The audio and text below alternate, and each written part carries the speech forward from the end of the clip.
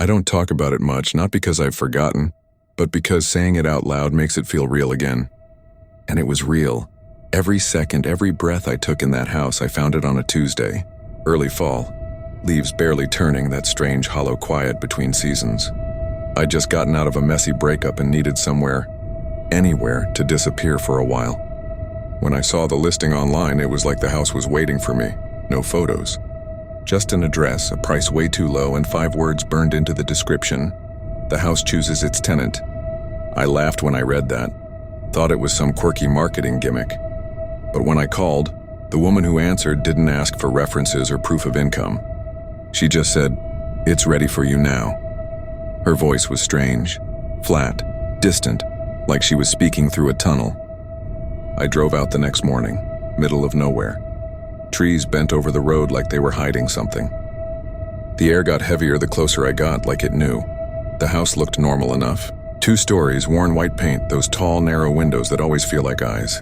But as I stood on the porch, keys cold in my palm, I swear it leaned toward me. Not physically, no, but I felt it like it was breathing me in. Inside, everything was already furnished. Old but clean, like someone had been living there and just vanished. I walked from room to room and kept feeling like I'd been there before. That particular stain on the hallway wall, the way the staircase curved slightly to the left, the chipped edge of the bathroom mirror, familiar but not from memory, from dreams. The first night I didn't sleep, not because I wasn't tired, I was, but because the house was too quiet. That unnatural quiet, where your ears strain to hear something, anything. And the longer you listen, the more you think you do. I kept hearing footsteps, soft like someone walking barefoot across the wood floor above me. But when I'd go up, the rooms were empty. It wasn't until the 3rd night that I noticed something was wrong with the 2nd floor hallway.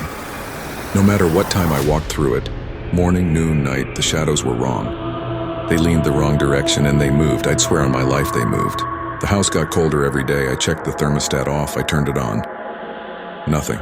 Called a repairman. He never showed. On the 5th night, I woke up around 3 a.m. to a sound that I still hear in my sleep. It was laughter, but broken. A wet, gurgling sound like someone trying to laugh through a collapsed throat. It came from the closet. I didn't want to open it.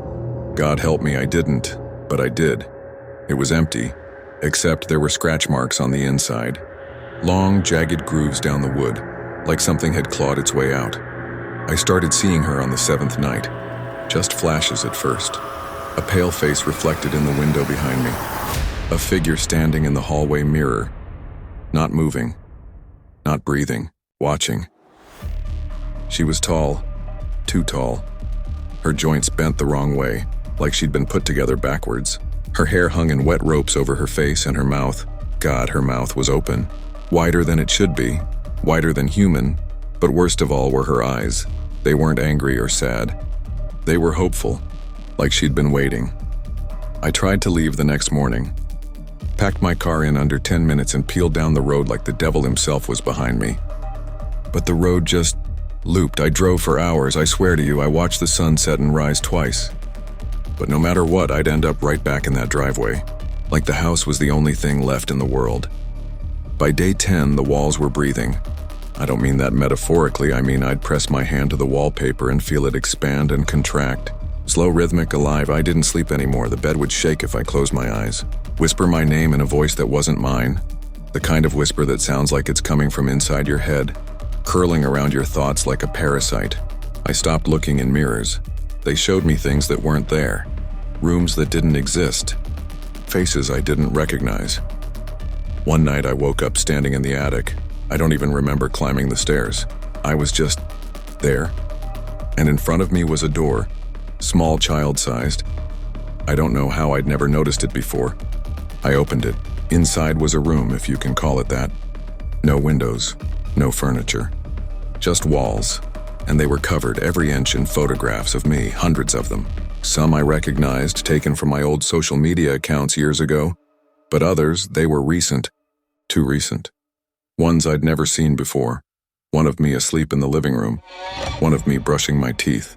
One of me standing at the edge of the woods, staring into the trees. But the last photo was of me opening that very door. I ran, I screamed.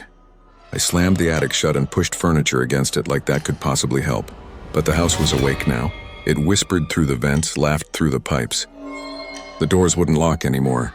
The lights flickered even when I cut the power. It wanted me to know it was in control. On the 13th night, she came into my room. Not like before, not a glimpse, not a shadow. She crawled out of the wall. Her bones cracked with every movement. Her mouth never closed. She didn't touch me, just stared. Her eyes shining like glass filled with sorrow. And then she spoke, not out loud, inside my head. "You're the dream now." I don't remember what happened next, just darkness like being pulled into warm, wet earth. I woke up 3 weeks later, in a motel 6 towns over, clothes torn, nails broken. Blood under my fingertips that wasn't mine. I went back once, just once. The house was gone. Not abandoned. Gone. Like it had never been there. No foundation, no debris. Just overgrown grass and a silence so deep it rang in my ears. I tried to find the listing again. I couldn't. The site didn't even exist anymore. But sometimes I dream of it. Of the hallway with the wrong shadows. Of her mouth opening wider. Of walls breathing with my name, and in those dreams the house is still waiting. Not for someone, for me.